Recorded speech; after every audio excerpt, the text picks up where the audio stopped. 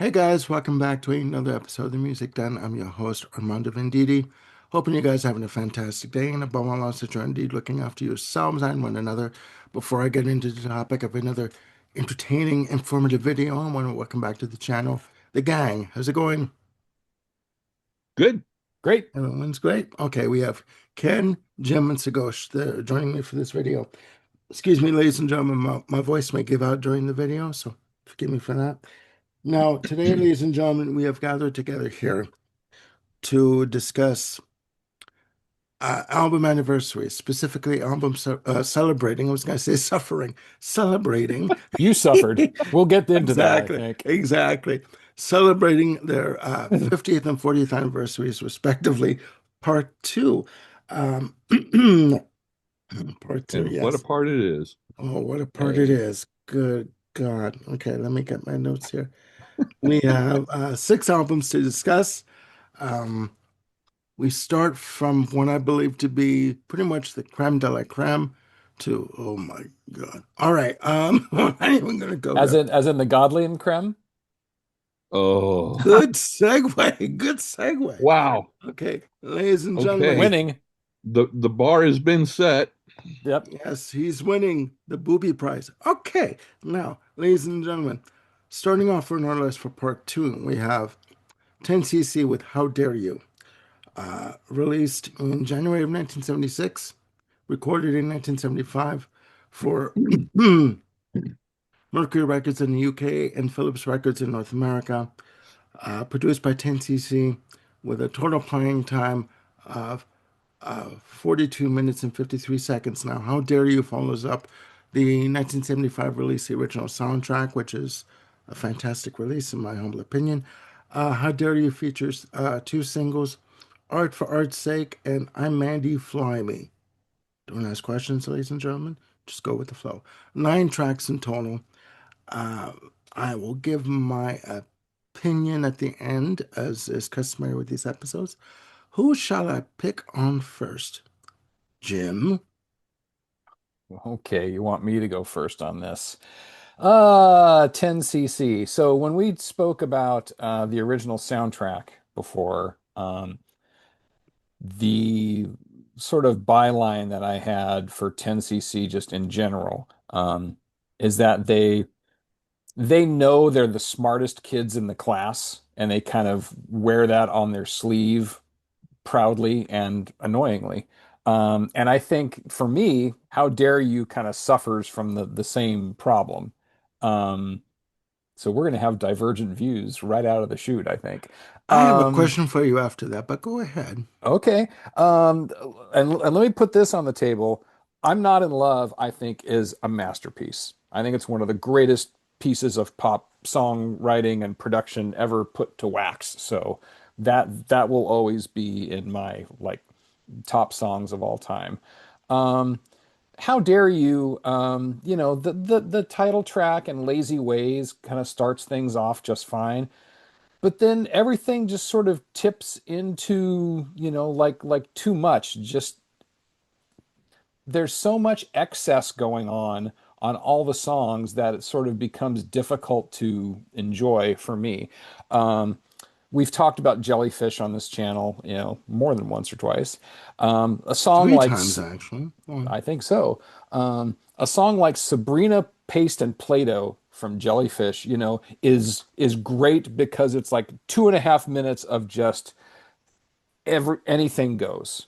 It's all this and the kitchen sink, all kinds of arrangements, taking left turns and whatnot, things doing, unexpected chord changes and melodies and harmonies and arrangements. The trouble is that 10cc albums are filled with that constantly. I find it very hard to sort of get anchored into a tune and really enjoy it because it's just so schizophrenic to me. I'm Mandy, Fly Me, and Art for Art's Sake are mostly okay, but I don't know.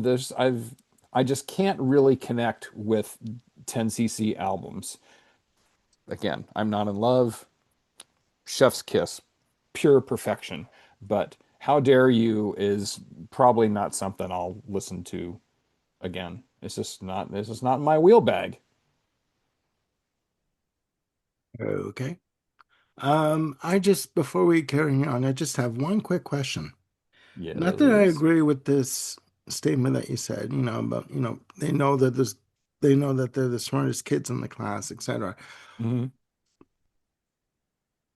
One could say the same about Supertramp with Crime of the Century. What do you say about that? Um, I I like the songs on Crime of the Century, but I think the performance is just a little kind of stilted and Stilted. stilted. Yeah, I mean, I've gone on record on this before. I Yes, much you prefer the have. performances of from Paris of all the tunes from Crime of the Century. The band is looser. There's just a better overall sound and production, and just the performance is a lot. This has got a lot more life into it. Um, and frankly, I don't think the songs of Crime of the Century have that same sort of schizophrenic, everything in the Okay. kitchen sink within one song tendency that 10cc tends to have. Okay. Okay. Fair enough. Fair enough. Okay. Sagosh, your view on How Dare You? I get where Jim is coming from. I mean, I can understand that perspective, but I find it hard to agree with it. I mean, yes, it is clear that these guys, you know, have got all the tricks up their sleeve and they're showcasing anything and everything they can. Yeah, but that is at this point, it's what their fourth album or fifth. I'm not sure, but they're a long way in, and I think they have at this point pretty much decided that this is their shtick. You know, you take it or you leave it, Yeah.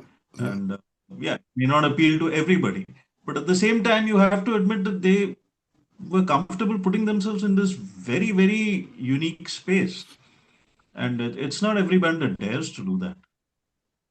It's quite commendable to put yourself in that place where you're just constantly challenging everyone. Yeah, it may seem like you're trying to be too smart and condescending or whatever you want to call it, but it's just craft. It's just song craft. Hmm. Hmm.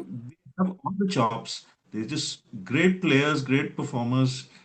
The production is immaculate, and even though I will agree that there's probably not as much of classic hook laden pop songwriting here, it's still just so well crafted. You have to sit down and listen, and I think at this point, indeed for much of their career, I don't see them as having any sort of peers or even points of comparison in the industry during that time. I think the only band during their lifetime that comes anywhere close to being in the same sphere, so to speak, are probably Sparks. And Sparks, Sparks, yeah. they keep it a lot simpler. They have the quirk, but they understand how to manage the framework of pop songwriting probably much better than 10cc do. I mean, you can't really accuse Sparks of being too sort of progressive in their approach. Their basic premise may be quirky, but once they get down to it, they deliver the big choruses and the great pop songs. 10cc are, yeah, you could accuse them of taking themselves too seriously, but I don't know. I just enjoy this. It's Hmm. just superb to listen to. You have the intricacy, you have the chops. At the same time, you're willing to just have fun in your own, oddball sort of way. And it works for me. I've never heard a 10cc album I didn't like. And this is no exception. While acknowledging definitely that I'm Not in Love is like leaps and bounds above anything else they ever did, simply because they managed, it's that lightning in a bottle moment. They just managed to capture that perfection within that 3 minute space, and that makes it an everlasting pop song. But their craft is in no way diminished by being a little bit more experimental, shall we say. I find that everything they do is quite enjoyable. Thank you for that, Sagosh. Ken, your view on How Dare You? Okay. I get what both Jim and Shigosh are saying. Um, this album, I've never listened to this album before. Um, I think 10cc in the on the interwebs categorize this album, I think, as art pop or something like that. Art pop, yeah. Yeah. The musicianship of these guys is phenomenal. I think the songwriting is uh, equally fantastic. I think the production on this album, the musicianship is all just top notch. Um, People that know me know I love some quirk. So what it boils down to is um, whether it just resonates. And for me, whereas I can really appreciate the band and the recording and the songs and the album, it just doesn't resonate with me that I want to listen to it a lot. I think it's for being art pop, it's a little too artsy for me. So technically, I kind of fall more on Jim's side of the fence. Um, like I say, I like some quirk. I love XTC. I love Toad the Wet Sprocket. I Fountains of Wayne. Lots of humor and quirk in their stuff, but this just doesn't resonate. I Lord knows, I wish I could play and was as creative in my music abilities and my history as these guys. But it's just a little too much, I think. I like even my quirky stuff probably a little bit simpler, more straightforward. That's why I don't go for. Um, I tend to lean. You mentioned prog a while ago. I lean more towards the what I call classic prog, the older stuff, which is not as experimental. I'm the same way with my jazz. I like my jazz a little bit less out left field. But it's an interesting album. Um, I think 10cc deserves a deeper dive to find out what they do other than just the two American singles that they're known for, Yeah. just to see if it does. Um, so hats off to them, hats off to their fans. I'm not going to visit this again. It's not my thing. Okay. Okay. Um, well, I mean, for me, I like certain points of this album. First of all, this album follows up, the original soundtrack from 75, a massive hit in the UK. And I love the lead off single, Nuia Party, the 8-minute opus. I love that. I think it's wonderful for the original soundtrack. And for this album, I think they try to continue that, but maybe maybe with I guess less success in my opinion. I do like How Dare You, the lead off instrumental. I do like the guitar tone on that. I think it's wonderful. Lazy Ways is good. Hmm. For me as a track. I Want to Rule the World. Oh God. Um, Not there for me. I'm Mandy Fly Me. Um, I think is a good track. There is a video of I'm Mandy Fly Me. I think that they performed it on the Old Grey Whistle Test in '76 on YouTube. So check that out. I love their harmonies, their ability to Totally. harmonize vocally, Hmm. and just the instrumentation and their ingenuity and imaginative uh, writing ability. It's just off the charts. Art for Art's Sake is, the lead off single is another good track. And I do like Don't Hang Up as the final track. Word to the Wise, ladies and gentlemen, she hangs up. She's done. But, I, Spoiler alert. this would Yep. be this would be the last album before Garlene Creme would leave the band. And then Eric Stewart and Graham Goldman would come out with Deceptive Bends with The Things You Do for Love in 77, which is one of my favorites. Um, I've gained That's a a new great track. appreciation for that track. Yeah. But overall, uh, it's a good album. I'm with Sagosh on this one, in that it's a good album, and there's no lack of imagination and creativity. I just think maybe they went overboard just a wee little bit in some spots. Like with "I Want to Rule the World," I think they went maybe too far in the realm of Monty Python Yeah. in that respect. But overall, I think it's a good album. Is it as strong as the original soundtrack? No, I'm not going to say that because it's not. Yeah. The original soundtrack was just, to me, was their zenith in that area of, I guess you call it theatrical rock, you know, and pop. But it is a good album. But I think that it just suffers slightly from trying to maybe outdo the previous album, and it just doesn't succeed in that respect, you know. But that's my humble opinion. Okay, we got more. Shagosh, since Go you're ahead. more familiar, sounds like you're more familiar with their catalog as a whole. If someone were to um, really dive into 10cc, what album would you recommend to start with? Oh, definitely the original soundtrack. Okay. Yeah, yeah, that would be a good For because me, I for me, this might be one of the albums where uh, this band might be one of the albums where a good double disc greatest hits is Greatest hits, probably yeah. good. Yeah. and there is a box set available, ladies and gentlemen, Oh of no, a box set. 10cc of all their releases.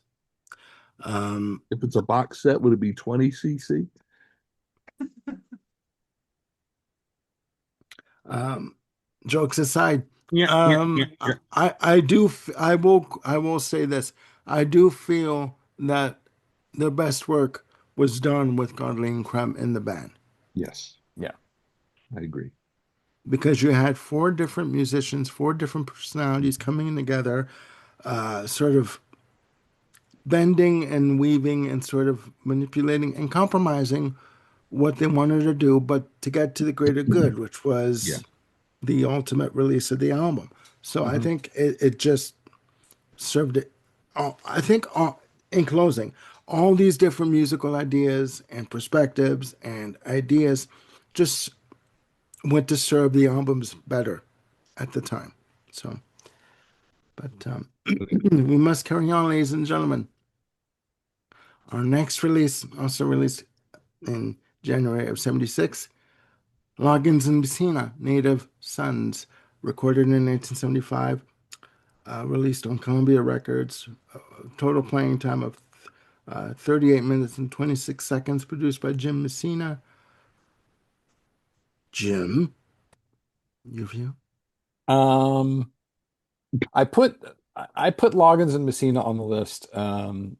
A, because it was, released during that time, and I know Ken has expressed his appreciation for Loggins and Messina a lot of times. Go Um, on. but wow, was I really disappointed in this album. It's just like really formulaic to me.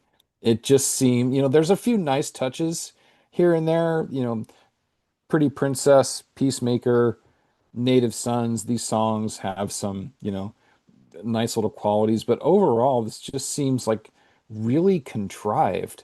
It's like they were trying really hard to make something, and it just kind of shows like, look at us, we're trying really hard, but there's just nothing in it that just feels organic and natural. It just seems hackneyed and formulaic and contrived to me. And I know we got a lot of talk about it here, so I'm not going to belabor the point, but yeah, this is, you know, there's no angry eyes on this album. I wanted that, you Yeah. know, but Yeah. Again, this will be another don't need to listen to this again in my lifetime album. Too many other good slabs of music out there. Okay. Thank you. So, Ghosh, your view? Yeah, I'm not going to be as harsh as Jim, but I will agree that there's not a lot out here. I mean, yes, he mentioned Angry Eyes. I would say there isn't even a Danny song or a Pooh Corner over here. Yep. It's all right. It's nice. It's pleasant. It's in that 70s soft rock thing. It does its job for what they obviously were trying to do. But yeah, nothing really like sticks out for me. The title track is kind of nice. It gives me a bit of a desperado kind of flavor. Hmm. It feels like it has a little bit more ambition than the rest of the record. It's all right to some extent.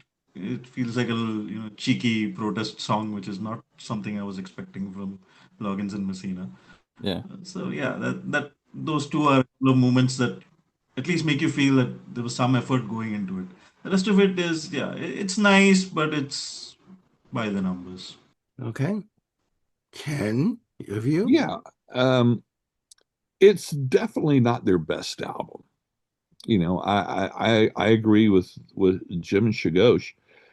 Um, I think 1976, it definitely falls into that same um, mid 70s California kind of country rock Hmm. kind of thing. And that makes sense considering, Jimmy Messina's background in that genre.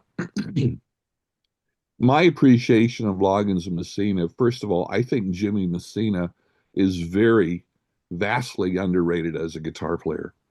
I think it's not quite as prominent on this album as it is on others. Specifically, Jimmy Messina's guitar style is very much like Mark Knopfler's, using a finger picking style rather than a pick.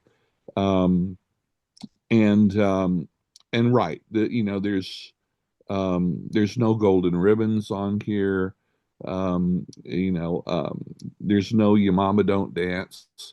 Um, but there are some their harmonies work so well together. Hmm. And on this, there are some songs.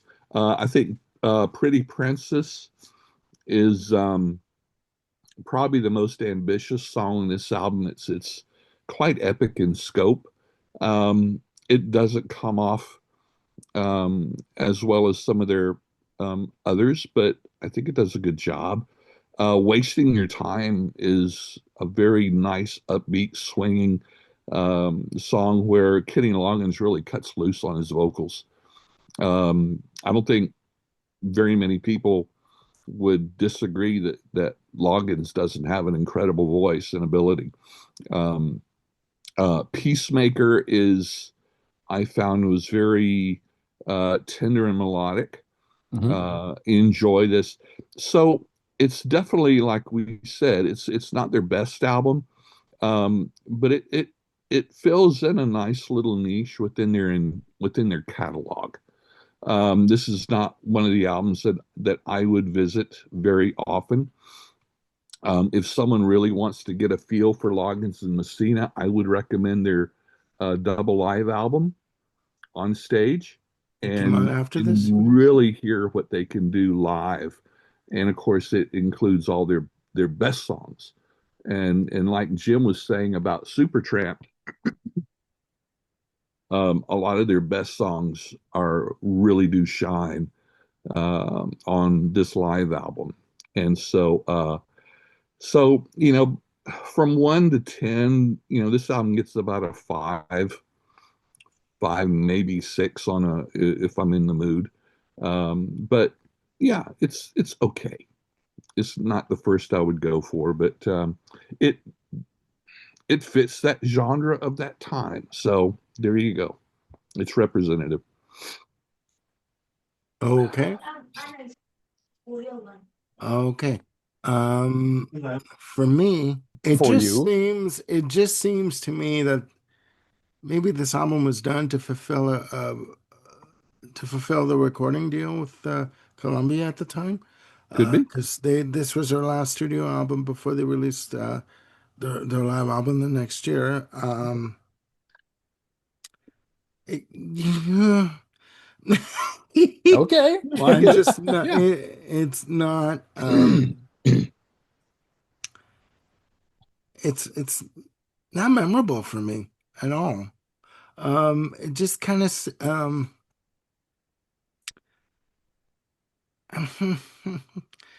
I, there's not one song on here that really stands out to me. Yeah. Maybe I need to dive into their previous works too to sort of get into their vibe and how their arrangements and Yeah, their dynamics in terms of vocals. Excuse me, but yeah, it's not a memorable release for me. Um, and they would release their live album the next year after this, their double release, live album release, and go on from there. But I can't even say a song that stands out, sure. Yeah. and that's pretty bad. I'm so it's pretty bad. So the less said, the better for me in One this of the great respect. thing, yeah, one of the great things about Loggins and Messina is that they would expand the sound of the band. It's more than just drums, vocals, guitar, bass, and keyboards. They used a lot of reed instruments, flutes, winds, all kinds of stuff. Yep. So when you get to that really good stuff, and it really shines, like I said, on the live album, you've got a very broad soundscape that is very melodic. Jimmy Messina is so good with his arrangements and what he does with the band. So, but anyway, yeah, I agree. I agree with this album. Yeah. Okay, all right, ladies and gentlemen, we are continuing with our last album celebrating its 50th anniversary. Good Lord, here we go. Um, Lou Reed with Coney Island Baby, released in January 76, recorded from October 18th to the 28th of 1975, and it shows for RCA Records, uh, produced by Lou Reed and Godfrey Diamond, with a total playing time of 35 minutes and 15 seconds. Jim, I would rather listen to Coney Island Baby any day of the week and twice on Sunday as opposed to Native Sons. Um, there's just this kind of like raw authenticity to what's going on, that it's just raw, really, right? yeah, and that's okay. I mean, it's not as good technically, musically, melodically as Loggins and Messina, but whereas Loggins and Messina, it just sounded very contrived and formulaic to me. Coney Island Baby sounded just a lot more authentic, a lot more raw and real. I mean, yeah, Lou Reed is not going to have anywhere near the same harmonic and melodic, gifts that Loggins and Messina do, but yeah, between these two records, and I listened to them back to back, I was just really struck by how much more drawn I was to Coney Island Baby, and it connected with me way more than, Native Sons. The one song where Lou Reed is going on about how he's a love god is, really, really uh, not the greatest. But again, there's just sort of this raw punk kind of attitude to things that just really connected with me more. And of the three first albums that we talked about here, I would go back and listen to Coney Island Baby, before any of them. Now, am I going to listen to Coney Island Baby as opposed to, oh, I don't know, The Royal Scam or Trick of the Tail or Station to Station or any other monster album from 76? No, no way. But it's of the three we've discussed, this is the one that has the most genuineness to it, Okay. in my humble opinion. Well, seeing as how we're putting it in terms of what we'd listen to, if I had to compare, I would listen to "How Dare You" before I would ever listen to Coney Island Baby again, All ever. right. I mean, you'd have to. Never mind. When you won't go there. Okay. Did I Sagosh. surprise you? Nothing you do surprises me, my dear boy. I mean, All right, all it right. is the way it is. Okay, it is what it is. Sagosh, your opinion of Coney Island Baby? So it's Lou Reed, right? I mean, Say no he is one of more. the. Perfect. Perfect. Oh, yeah. There's no gentle introduction to Lou Reed. It doesn't happen. No. If you like him, if you don't like him, there's nothing that's going to Mm. change your mind. Yep. He's just that kind of artist, and he mostly only makes one kind of record, and this is pretty much Over and in over with and that. over. I find Coney Island. I mean, it's not like the best of his 70s works. I mean, undoubtedly, Berlin and Transformer are right up there. And I don't think anything else that he did in the 70s can match that standard. So, he set it up pretty high back there. But I have a fondness for this album because I don't know, it just, for Lou Reed, it just feels a lot more relaxed. Like he isn't sort of trying too hard to be, like challenging or uh, you know what's the word, controversial. Yeah. Hmm. Okay. You Well, some got that out of the argue system. calling himself a gift to women is controversial, but hey, let's leave that for another Let's not day. even gonna go there. Let's not even. Oh, oof. But yeah, I Oh, mean, it's not, it's not heroin or Venus in Furs or something like that. I mean, yeah, Kicks is the one song that kind of comes close to that, and I guess you could say that it outstays its welcome by a bit. It's a bit too long and repetitive, and there's really not a lot of very interesting stuff going on over there. But overall, I like the relaxed feel of this album. I like the playing. It's nice. I mean, you're never gonna like Lou Reed singing or have anything worthwhile to say about his singing, so I'm not going there.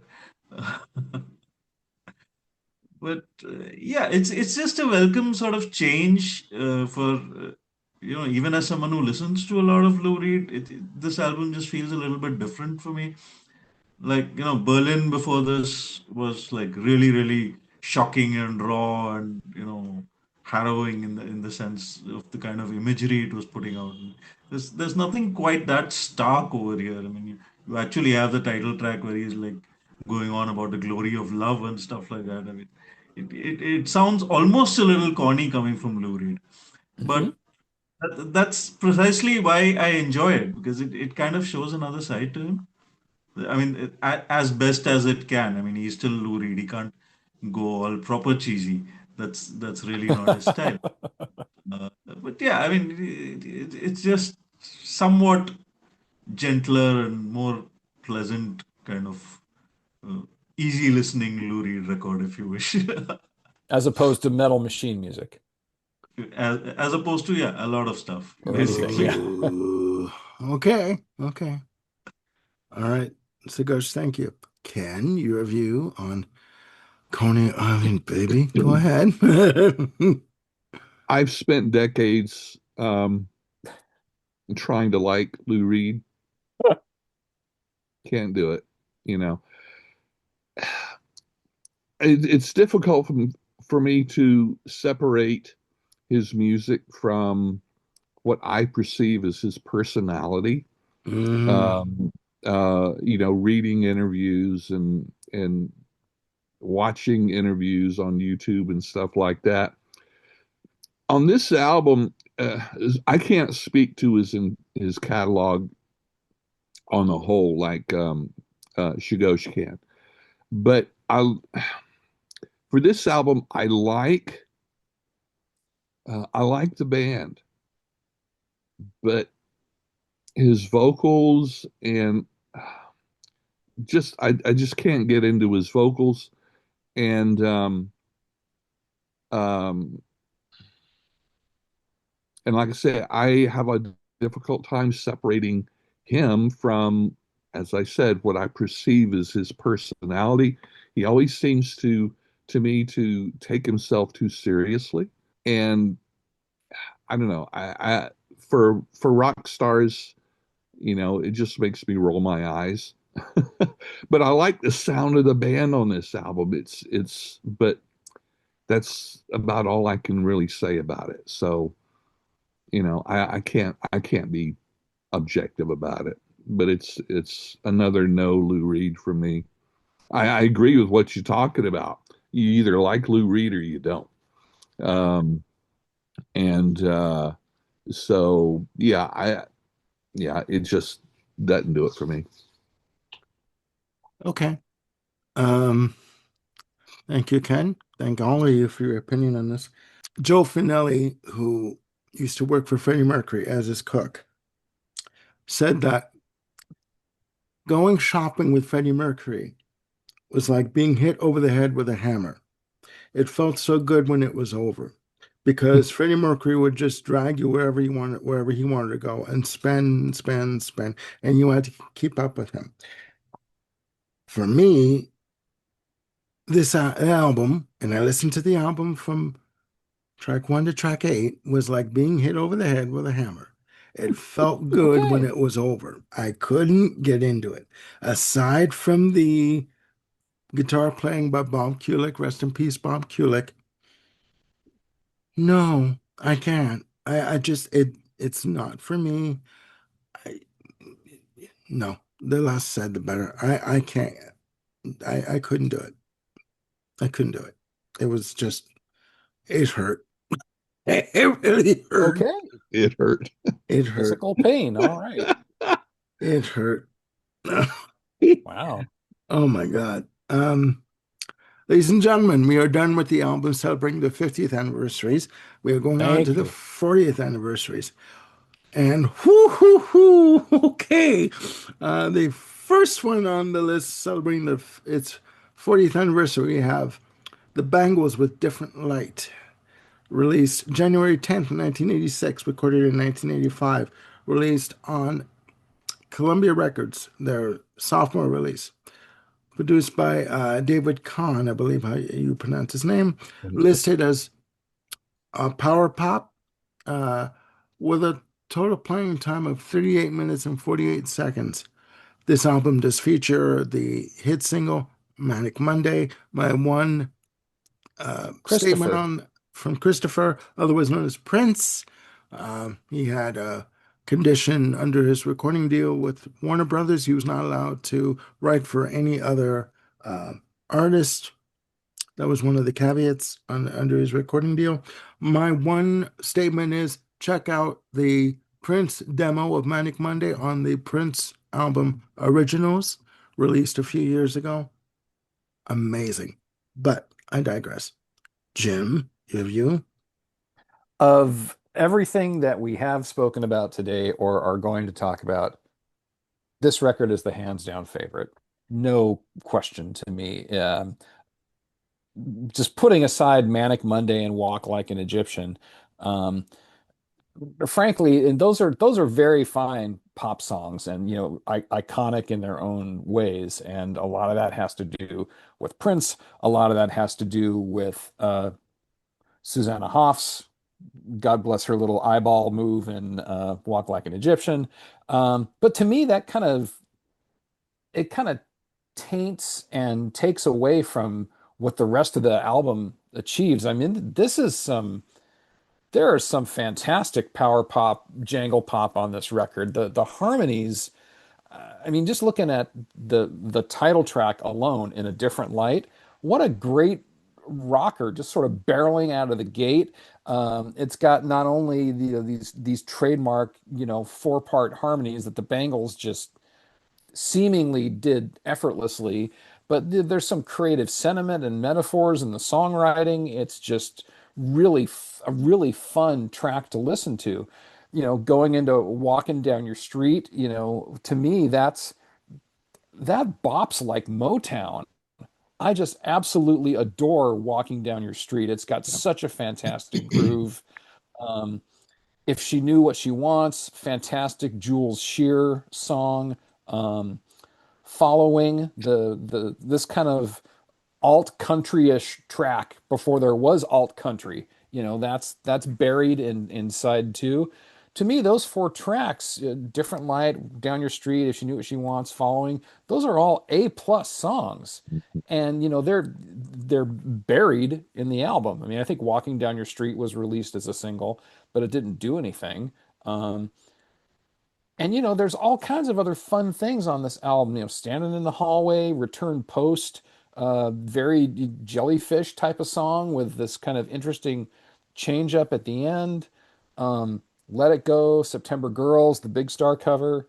There's a couple of meh spots, Not Like You and Angels Don't Fall in Love. I don't think rise to the level of the other tracks that are on here. But gosh darn it, I love this album. I remember getting it early on back in the day and not quite connecting with it. I'm not sure what my bias was back back in '86. Um, but dang, I love listening to this now. I have just so enjoyed going to it again and again and again. I mean, partially as ear bleach to sort of get rid of the other stuff that we had listened to for this episode. Did But you just say ear bleach? that is exactly what I said. That is Okay. exactly what I said. All right. Um, but I worry about you, but okay, go on. Bangles, easily, this is an 8 out of 10 album Ah, to me. okay. Fantastic. Okay. All right. Gosh darn it. All right. Thank you, Jim. Swords drawn. Okay. Yes, he means it, ladies and gentlemen. He said, gosh darn it. Them's fighting words. Okay. Um, Don't so, F with me, Venditti. ooh, ooh. Okay. That one's a sip of coffee. Sagosh, your opinion on Different Lights? Yeah, I will probably not be as effusive as Jim, but it's a great album. It is.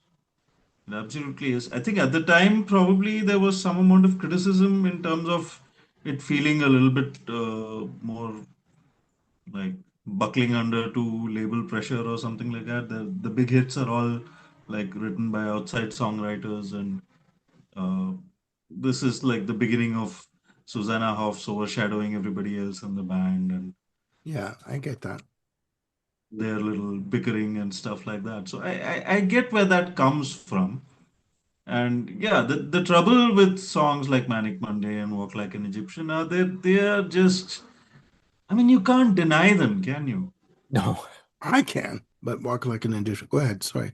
Uh, Um, sorry. They just they're just absolute earworms. You just cannot let go of these tracks. They're like destined to be the most remembered tracks on any album you put them on. And Yep. it doesn't take anything away from the quality of everything else, but these two are just going to stand out because they are so huge. And Undeniable. Yeah. yeah. Although I will say that, I mean, this is where I came in with the Bangles. I think it took me about 20 more years to realize that they actually had a debut album before this. Uh, what I Yeah. heard first was Walk Like an Egyptian, and it was instant, absolutely instant. And now the rest of the album, it took a while because when you're used to these kind of monster hits, it takes a while to understand the real dynamics of their own songwriting. Mhm. But I will say that apart from their own stuff, which is very good, over the years, my personal favorite has turned out to be "If She Knew What She Wants." It's a classic Yeah. song.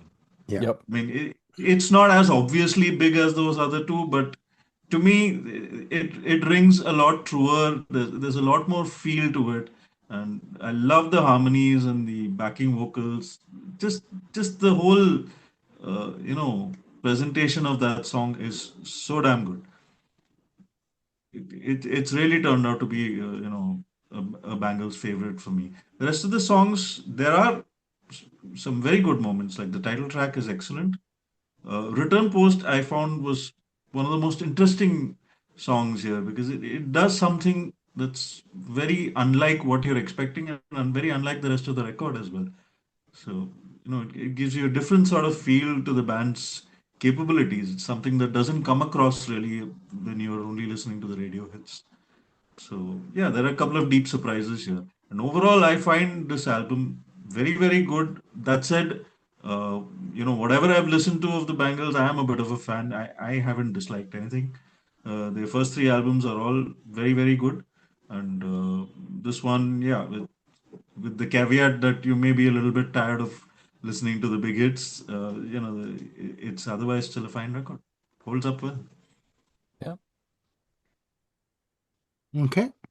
All right. Thank you. Ken, your view on Different Light? Believe it or not, I'm going to have to agree with Jim. The devil you say. Go on. Go figure. Go figure. And she goes too. Yeah, the Bangles took what succeeded from their debut album and just upped the bar with this. I agree with everything Jim says. I'll emphasize, I agree with the title track, Walking Down Your Street, especially listening to that bass line. Yep. That's not just a simple bass line, which brings me to the point that I think the Bangles are highly underrated for their instrumental musicianship. Mm-hmm. And I didn't really catch that. I never caught that just listening to them on the radio. But listening to this with a good set of headphones really brought out a lot of what was going on.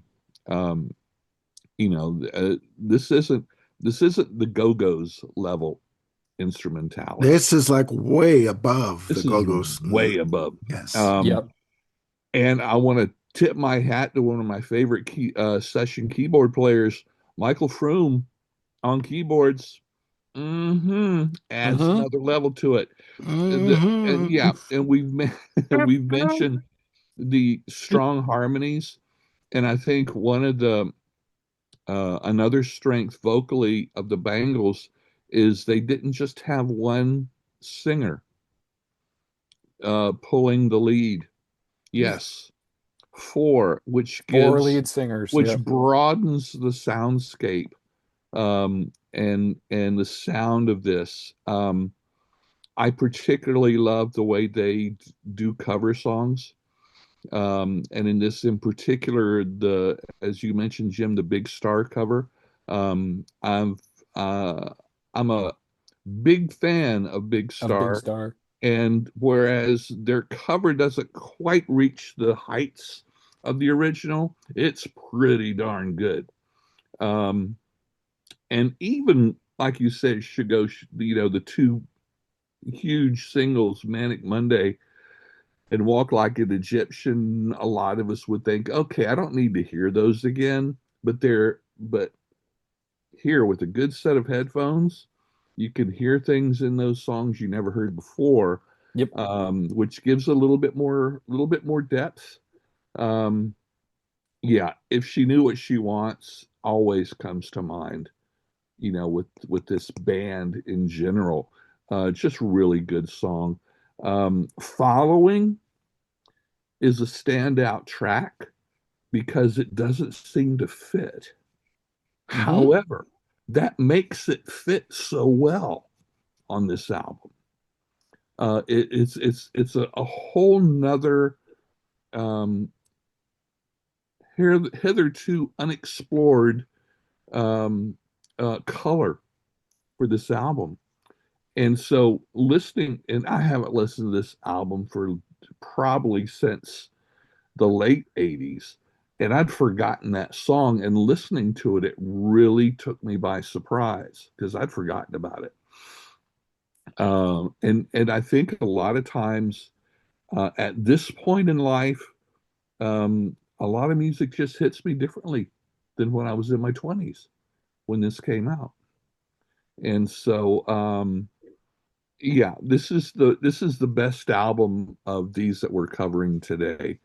And and if you're only familiar with those two big hits, uh, go to YouTube or your streaming service or your record store and give this a spin.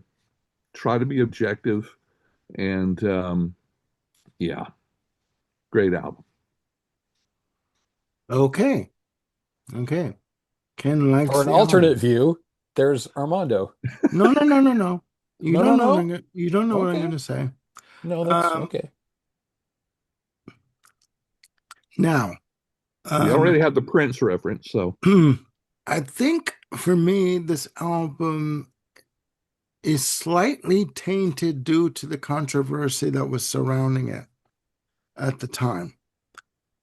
Which What controversy was what that? I mean is, and not in a salacious way. First of all, at this point, this was where the band started to implode, where the emphasis by either the management or the record company was placed a great deal on Susanna Hoffs as the lead vocalist. You know, they had these, agents and managers coming at them saying, you should have a solo career. You should do a solo album. You should do a solo album. You should do, everyone wants to hear you. They don't want to hear the other people in the band. And you had four very strong-willed and very strong opinionated individuals, rightfully so. You had the drummer and the bass player who are sisters, um, who, obviously they would back each other up, number one. Number two, which you would, being family, you would think that that wouldn't happen. Number two, you had the Prince influence coming in when, I've got a song for you, here we go. And there was this thing about in the papers about Prince being romantically interested in Susanna Hoffs, which he didn't reciprocate, you know. And then first of all, yeah, Walk Like an Egyptian, I've never liked it. As a single, I thought it was too corny. I thought it was just it was not a good choice as a single. And the fact that when they went to record it, they wouldn't use the drummer. They used a drum machine, and he wouldn't let her, the producer, David Kahn, wouldn't let her sing. So she whistled her part on the song. Um, because he Hmm. didn't like her voice. She tried to sing it. She sang it two or three times. He said, just whistle it. And she buckled. And she held that resentment about them using a drum machine for the drums for a very long time. And her sister said, you know what, we should have backed her up, but we caved in. This, as popular as this album was, and this is her most popular album, this was where the cracks started to show for the band. And musically, I think the musicianship is wonderful. I think it's great. They're good musicians. They can harmonize like no one's business. I think it's Vicky Peterson who's the drummer. I think she's got a wonderful voice. If you listen to the previous album, All Over the Place, with the song Going Down to Liverpool, yeah, Yep. yep, my favorite track on the album, yep, bar none, yep. bar none. Me too. Hello, check out the video with Leonard Nimoy being the cab driver in the video. Yeah. I think that when I hear songs like Manic Monday, I'm 16 again. It takes me back to being that age and that mindset. That wonderful piano figure that comes in, Hmm. Hmm. going into the chorus and the verses. It takes me back to that time frame. I will always love that song.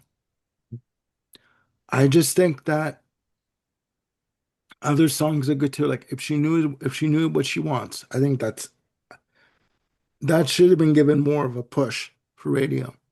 There was a video for it. I think it's good. I think that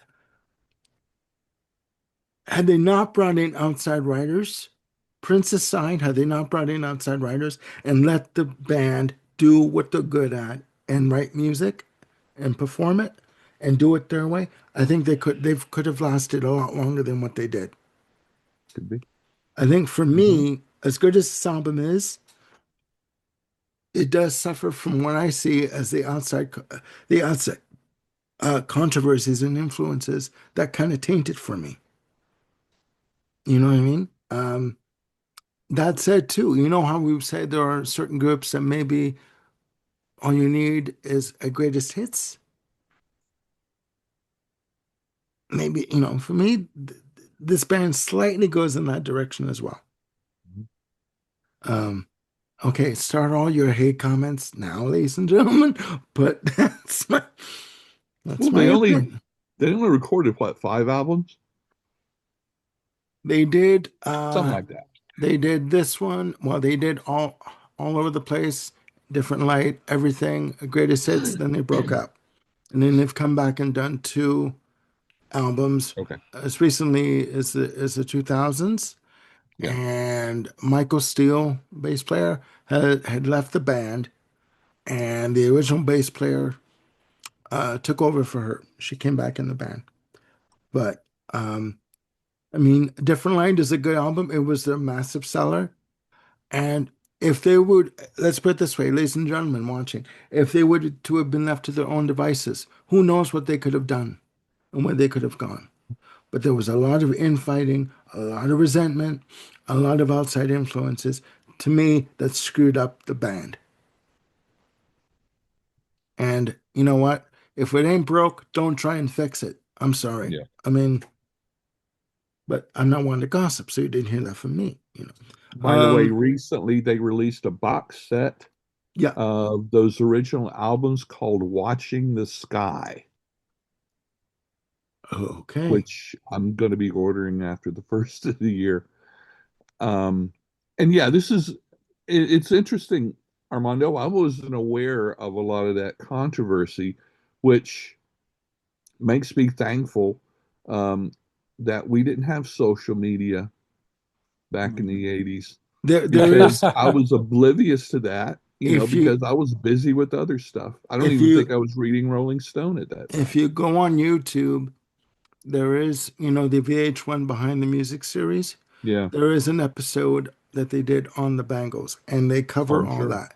The fact that they buckled under the pressure of, to the producer, uh, walk like an Egyptian. We need a drum machine for this, or okay, Vicky, try and sing the verse. Your voice isn't good enough. Whistle it. Yeah. What? Yeah. You listen to uh, Going On to Liverpool. She makes that song to Sure. me. She makes her vocal is just beautiful. And Hmm. Yeah. Susanna Hoff doing this sort of ethereal backup vocal on it. I get shivers when I hear that. Even listening to it in my mind right now, I'm getting shivers Yeah. because it's just so beautiful. And that was a Katrina Hmm. and the Waves cover, by the way. I didn't even know that. But again, closing off my comment. If this band again were to have been left to their own devices, who in the hell knows what they could have accomplished? Sure. Hmm. Enough said. Okay. Ladies and gentlemen, we must carry on, you know. Uh, our next album to talk about, The Church with Heyday, released on January 28th, 1986, recorded in the winter and spring of 1985, released through EMI Parlophone in the UK, Warner Brothers in North America, and Arista on the reissue in North America, produced by Peter Walsh, listed as alternative rock, neo psychedelia, psychedelic rock, and dream pop, with a total playing time of 42 minutes and 58 seconds. Jim, your view? My view, any comment I have about the church is always going to be informed, or maybe biased is a better word, by Under the Milky Way or Metropolis, both of which came from the subsequent album, Starfish. Um, I guess I went into this record kind of expecting more stuff like that, but I found myself waiting for the hooks that are part of Under the Milky Way or Metropolis. I mean, to me, that's a pleasant enough record, but for all the chiming, 12 string electric guitars that they have on this thing, the whole album to me was just kind of monotone. I was waiting for something compositionally to really grab me. As You Yeah. Will and The View came close on this record for me, but overall, I was kind of disappointed. And I'll admit I was going in sort of waiting for those gotcha moments from that kind of were evident on Starfish. But yeah, and I've seen a lot of love lately for the church online and the Twitter and X, hallways that I tend to sort of go down. And I with this album, I just don't get it. I mean, I conceptually, I'm loving the 12 string guitars. I like what they're trying to do. I just don't think they did it particularly well. Having said that, I'd rather listen to this than 10cc or Loggins and Messina or Lou Reed. Duly noted. Okay. Sagosh, your view? So I've been aware of the church for a long time without ever somehow getting around to listening to any of their albums. This is the first album I've heard by them, and perhaps, as Jim says, because I have not listened to Starfish, I may have heard Under the Milky Way sometime once or twice, but I don't have any immediate recollection of it. Uh, so I came into this with pretty much a fresh pair of ears, and I quite enjoyed it.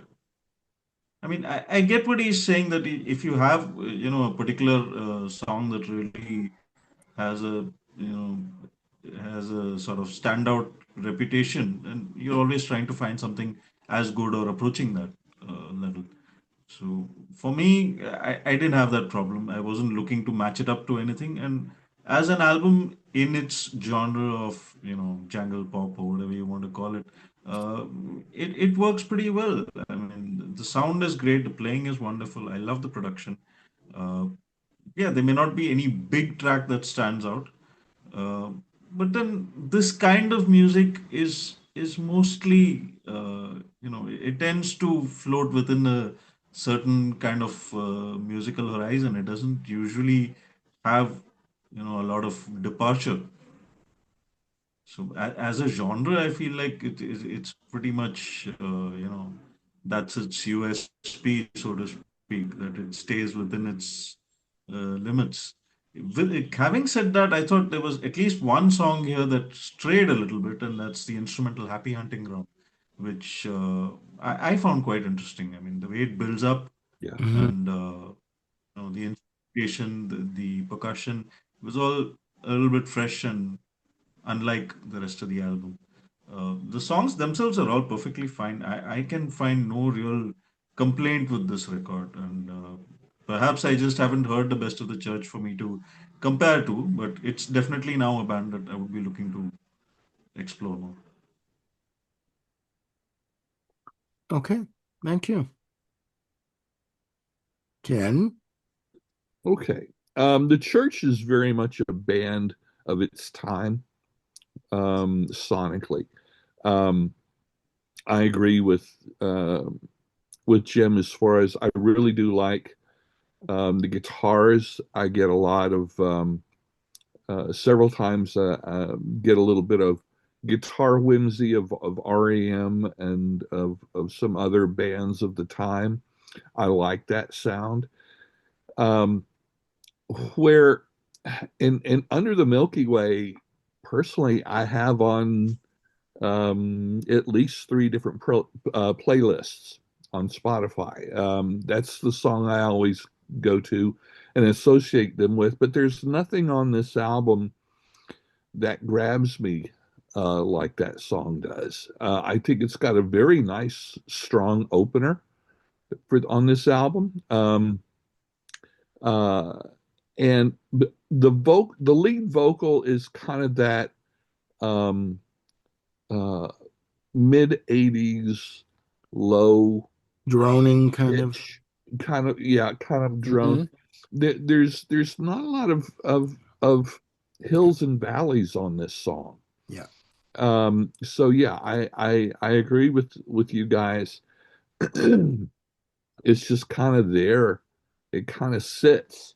Um, I enjoyed listening to it, but I found by the time I got past Happy Hunting Ground, and I agree with you, Shigosh, as far as the instrumental of that, um, I'm just like, I was starting to get a little bit bored.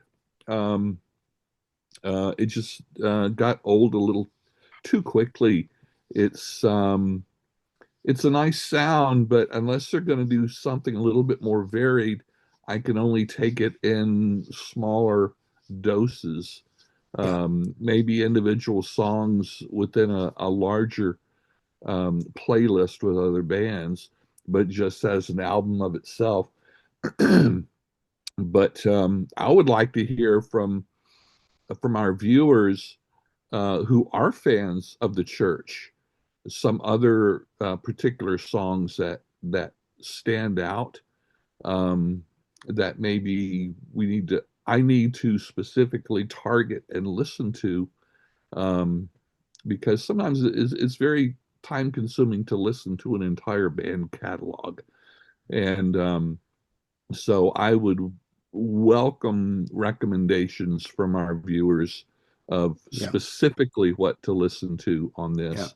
Otherwise, it's probably the band might be somewhat relegated to the works as a best of category. I'm not sure. Hmm. I'm not going to judge by at this point. But but yeah, Okay. No, fair enough. Fair enough. My view of this album, and it just struck me now.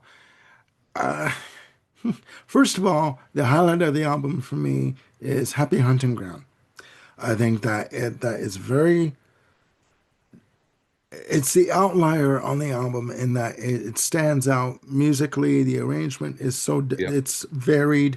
You know how it comes in different sections. You have the sort of, I guess you'd say the layering of guitars on the opening section, and then it goes into the rhythmic, the percussion section, and that's a hell of a percussion section that comes in. I just think it's a varied track. There's a lot of dynamics going on with that, which makes it stand out for me. The rest of the album, it's just monotone. Like it goes along like this. Like if you can Yep. see my hand going like that, and there's no peaks and valleys. Now, I was just thinking about this. This is the same time, around the same time that the Cult came out with Love. Um, Now, with that album, with the Cult, they went into more of, they have that was their breakout album in terms of, with She's Self Sanctuary, try and say that three times fast, as the lead off single. And then you have songs like Revolution and Rain, which were more of the psychedelic rock kind of feel. But again, they droned along, you know what I mean? As with the rest of the album. And then with Electricity or Electric, sorry, a year later, they 2 years later, they exploded with Love Removal Machine and Wildflower and Little Devil, I believe it was. Just more of a rock sound. This album to me, and I don't know why the parallel is there for me or the comparison is there, but to me, Heyday just it just kind of limps along for me. There's with aside from Happy Hunting Ground, there's nothing that stands out. It's the same kind of song repeated. Mhm. It just goes along and there's no differential in terms of the arrangements, in terms of the vocals. there's just nothing here that, aside from the instrumental, that stands out. I don't know. I don't know what it is, but it's just not there for me. Again, viewers watching, let us know what album of the church Please. should we be listening to that would sort of wake us up and say, "Oh, I get what they're doing and I like it." You Mhm. know? But anyway, that's my opinion. Um, ladies and gentlemen, we have come to the final album on our list here. And this is going to be quick for me. I'm going to go first. Um, we have the fabulous Thunderbirds with Tough Enough. Recorded in 1985, released through CBS Associated Labels in North America and Epic Records in Europe. Produced by Dave Edmunds, uh, um, with a total playing time of 32 minutes and 26 seconds. With the leads, with featuring the singles "Tough Enough," the lead on the title track, and "Wrap It Up." I'm going to go first, ladies and gentlemen. No, I was going to say Segosh. Sorry, Jim. Your opinion on this release, please. It's weak sauce, man. I mean, Fabulous Thunderbirds is like a fun bar band who happened to get signed to a big label contract because Jimmy Vaughn's brother is Stevie Ray. That's the only thing I can think of. Um, um, yeah, I mean, and clearly Stevie Ray was blazing the blues trail. Robert Cray around this time was Strong Persuader.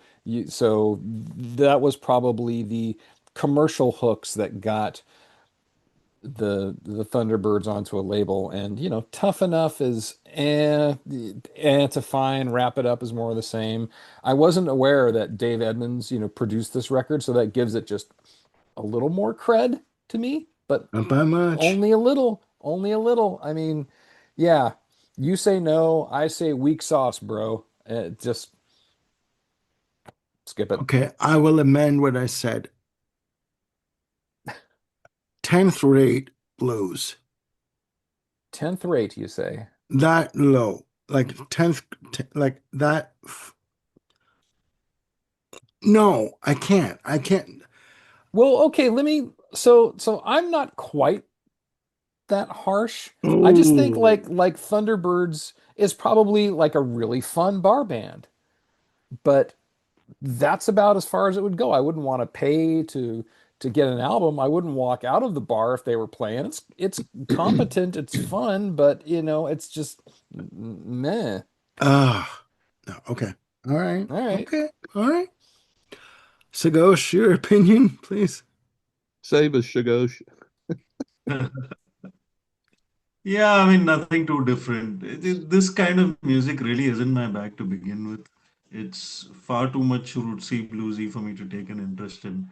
I mean, by default, I am not very inclined towards uh, this kind of stuff. So if I have to stay interested, it really has to be like absolutely exceptional for me to, even bother listening to it. I pretty much skip through this album like 20 seconds at a time. There was nothing in any of the songs that, I mean, it's all competent. I wouldn't call any of it like rank bad. Hmm. That's probably not the right word to use, but it's just uninteresting. Yeah. There's nothing in that really makes you want to stick around for more than 15, 20 seconds in each song. There's no playing or singing. That it just chugs along. It's probably like, like Jim said, if you're there at a bar just enjoying your drink, and it's nice background music perhaps, but yeah, to pay to bring it home and listen to it by choice when you're actually not doing something else, no. Especially sober. Yeah. Yeah. You need to be drunk in order to get through a set list. Okay. Wow. Okay. And that's me being polite. Can't give you on this album. I'm sorry. I'm like, oh, Okay. Mid 1980s. Who starting about early 1980s, there was a surgence of popularity of rockabilly. and uh, the connection with Southern rock.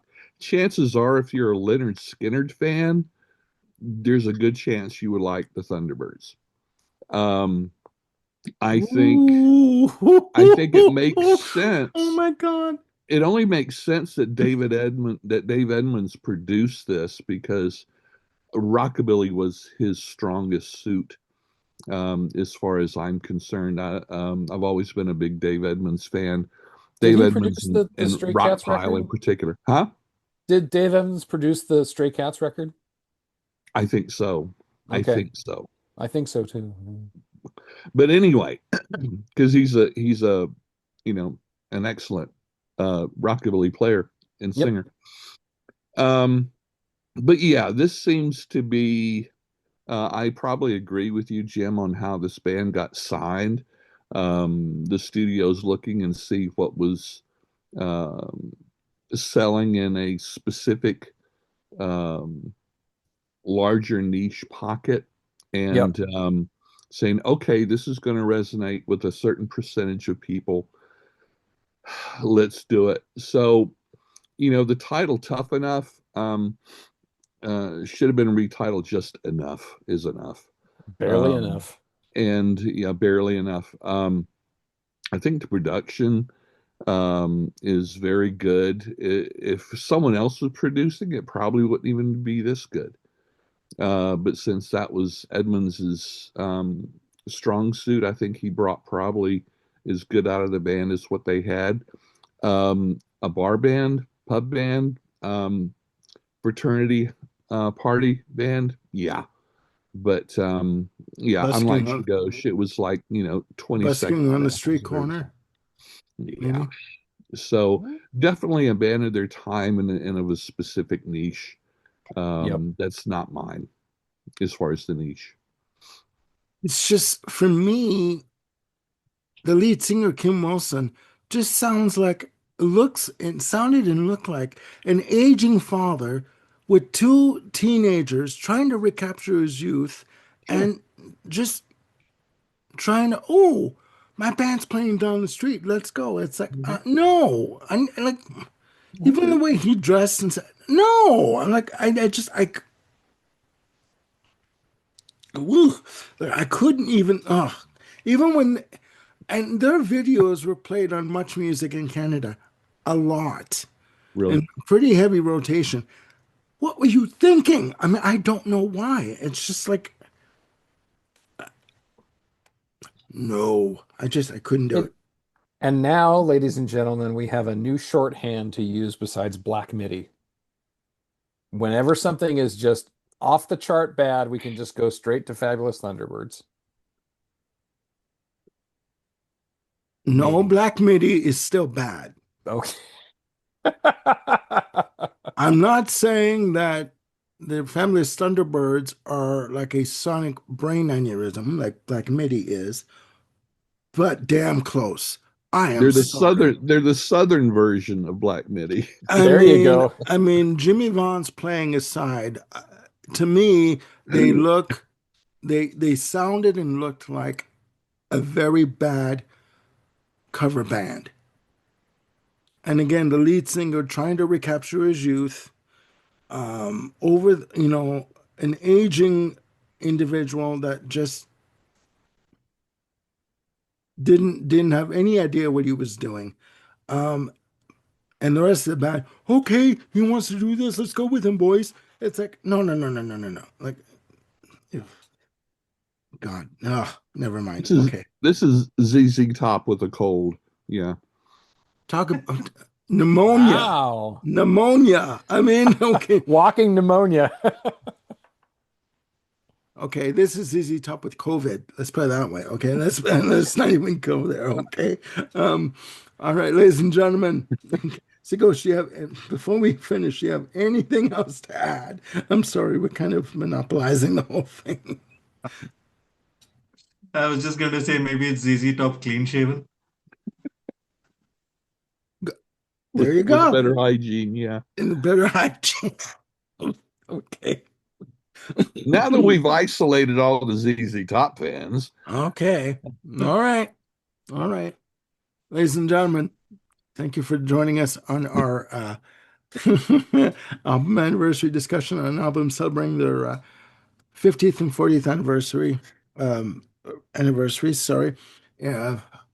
And we should use finger quotes for celebrating. Exactly. Yes. Exactly. Please It's put like you down the celebrate comments root below. canal, you know? Exactly. Please put down the comments below your opinions of these Yes, releases. please do. This is the first episode of these episodes that we've done that I do believe that pretty much every album we've discussed in part two has pretty much been universally panned and blown up really in terms of our opinions of I'm the gonna give Bangles a pass on Well, that one. no, I think, you said pretty much. So pretty pretty much, much. I pretty said much. pretty with one much. Okay, exception. pretty Um, much. All right. But yeah, okay. Please put down again, put down your comments below on these releases and let us know your opinion. And yeah, with regards to the church, again, let us know what albums we should be listening to in Yeah, order for us to yeah. sort of get behind the motivation for the type of music that the church is doing or was doing at this point in time. They're still releasing albums to this day, I do believe, but Yeah. please let us know. Again, I'm going to stress this, ladies and gentlemen, we are not experts in music Ooh. whatsoever. We are just giving you our opinion of what we've listened to and what we like to talk about. So again, let us know what you think because we like to get a dialogue going on this. All right. So for Jim, Ken, Sagosh, I'm Armando signing off. Still have my voice, and we will see you again on the music then. Please click like and subscribe and hit the notification bell to also keep yourselves on top of any episode we've got coming up. We've got more shows coming up, and we will get them to you as soon as we possibly can. Have a good day. Look after yourselves and one another. Bye for now.